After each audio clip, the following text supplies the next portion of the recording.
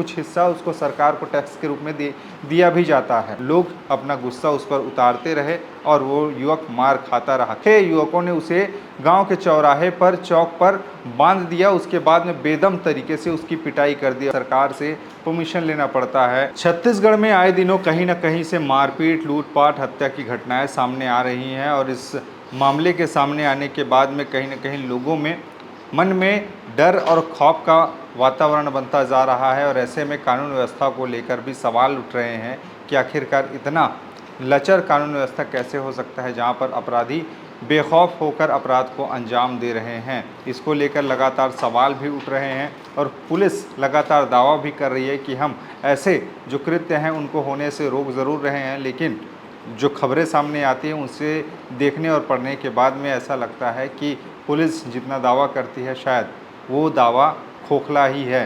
अब एक ताज़ा मामला बताता हूँ आपको, छत्तीसगढ़ के बलौदाबाजार ज़िले से सामने आया है, जहाँ पर एक युवक को खंबे से बांधकर बेदर्द तरीके से पीटा जा रहा है, जिसका वीडियो एक सोशल मीडिया प्लेटफॉर्म पर वायरल हो रहा है, जहाँ पर लोग कह रहे हैं कि देखिए यहाँ पर कैसे एक युवक को बांधकर 4 से 5-6 लोग पीट रहे हैं बेदम तरीके से और उस पर रहम भी नहीं कर रहे हैं। मामला सामने आने के बाद में पुलिस हरकत में आई है और 5 आरोपियों को इसमें गिरफ्तार किया गया है, ऐसी सूचना मिली है। ये पूरा का पूरा मामला आज आपको बताता हूँ। दरअसल ये बलौदाबाजार जिले का गिधौरी थाना क्षेत्र अंतर्गत का एक गांव है जिसका नाम खपरीडीह है। खपरीडीह गांव में एक थ्रेसर मशीन लगा हुआ है, वहीं पर पत्थर का खदान है, जहाँ पर गांव के ही कुछ लोगों का ट्रैक्टर वहां पर चलता है। माइनिंग का काम किया जाता है थ्रेशर मशीन के लिए और वहां पर बहुत से आसपास के लोग कमाने भी जाया करते हैं और बहुत से युवक अपने ट्रैक्टर को ले जाते, ड्राइवरी का काम करते।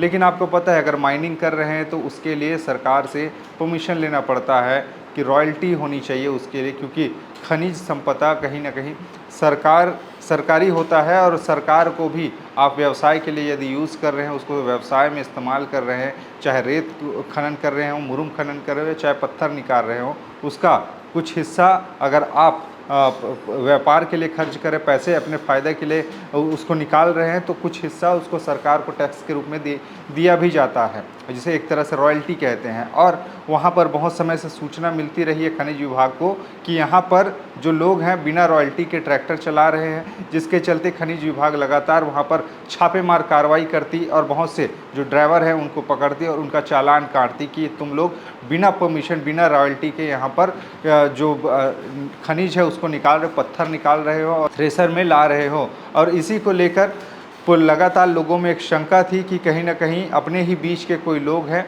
जो ऐसी चीज़ों को पुलिस वालों को बता रहे, खनिज विभाग को पहुंचा रहे, यानी मुखबिरी का काम कर रहा है। और इसी के संदेह के आधार पर एक युवक जिसका नाम परमेश्वर साहू, उम्र उसकी 25 साल बताया जाता है, कुम्हारी गांव का रहने वाला परमेश्वर साहू भी वहां पर ट्रैक्टर ड्राइवरी का काम करता और वहाँ पर जो गांव है खपरीडीह गांव में वो जाया आया करता था और वहीं पर बहुत से लोगों से उसका मेल जोल हो गया, दोस्ती यारी भी हो गई। लेकिन कुछ लोग खपरीडीह गांव के जो लोग ट्रैक्टर चलाते थे उनको शक था कि कहीं ना कहीं हमारे जो ट्रैक्टर पकड़ा रहे हैं इसके पीछे इसी का हाथ हो सकता है। और इसी के चलते और एक दिन था 12 जून को उस युवक को गांव के लोगों ने पकड़ा और 6 युवकों ने उसे गांव के चौराहे पर चौक पर बांध दिया। उसके बाद में बेदम तरीके से उसकी पिटाई कर दिया और उसका एक वीडियो भी बनाया जिसको सोशल मीडिया पर वायरल कर दिया। गाली गलौज देते हुए उसको बेदम तरीके से पीट रहे हैं, असहाय, और वहाँ पर बेबस होकर वो युवक कुछ नहीं कर पा रहा है क्योंकि वो पूरी तरीके से खंबे पर बंधा हुआ है और मार खाता हुआ दिखाई दे रहा है। तमाम जद्दोजहद के बाद भी वो छोड़ नहीं रहा। किसी तरीके से युवक के भाई को इस बारे में सूचना मिलती है।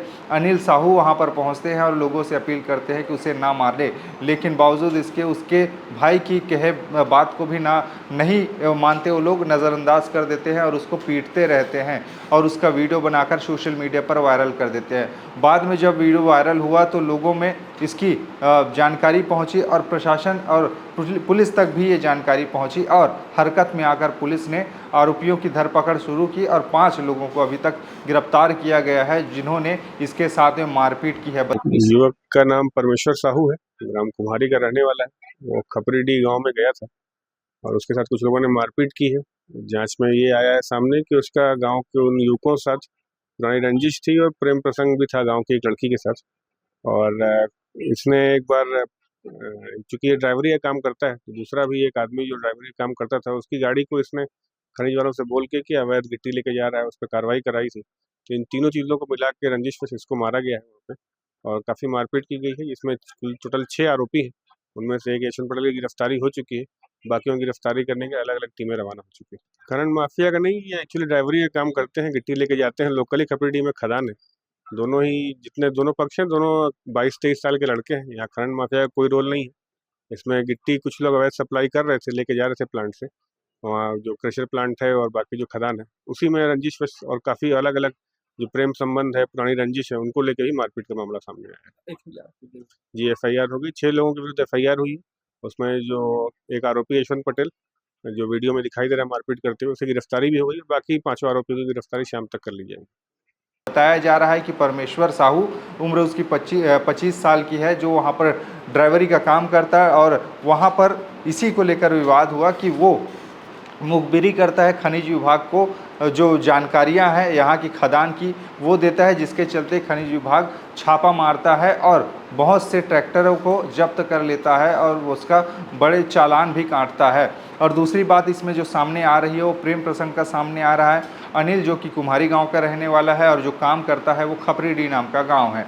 खपरीडी गांव की एक लड़की उस के साथ प्रेम प्रसंग में है, ऐसा बताया जाता है कि पहले भी इसी प्रेम प्रसंग को लेकर गांव में विवाद हुआ था, लेकिन उस समय मामला सुलझ गया था। लेकिन इस मामले के बाद में फिर लोगों की खुन्नस इसी चीज़ को लेकर थी कि अनिल एक तो हमारे गांव की लड़की के साथ प्रेम प्रसंग में है और उल्टा हमारे गांव के ही लोगों को फंसा रहा है, यहाँ पर पकड़वा रहा है माइनिंग जो ऑफिसर हैं उनके द्वारा, और इसी को लेकर उनकी नाराज़गी थी। और दोनों ही मामलों को एक रूप देते हुए इन सभी लोगों ने उसे बंधक बनाकर जोरदार पिटाई की और पीटते ही उसको बहुत सारी चोटें भी आई हैं, सर पर, कंधे पर, पीठ पर, यहाँ तक हाथ और पैर पर चोट के निशान उसमें है। प्राथमिक उपचार के लिए उसे नज़दीकी अस्पताल में भर्ती कराया गया, जहाँ पर डॉक्टर ने उसे प्राथमिक उपचार दिया है।